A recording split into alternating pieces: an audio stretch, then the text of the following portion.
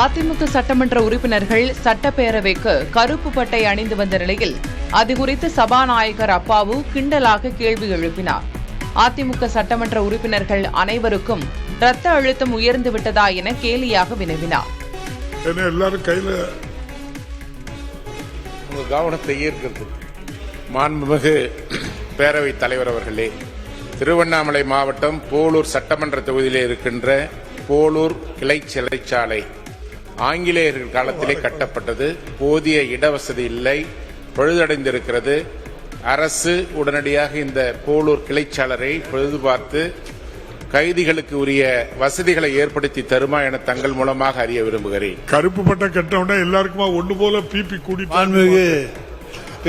அமைச்சர் அவர்கள் அதை பற்றி நான் சொல்லிடுறேன். மாண்புமிகு பேரவைத் தலைவர் அவர்களே, சிறைகளிலே இருக்கக்கூடிய சிறைவாசிகளுக்கு ஒரு அடையாளம் கொடுப்பார்கள். அதே போல இன்றைக்கு தனி அடையாளத்தோடு நம்முடைய உறுப்பினர்கள் சிலர் இங்கே வந்திருக்கிறார்கள் என்று எண்ணுகின்றேன். ஆனால் அவர்களை பற்றி நான் தவறாக சொல்லவில்லை.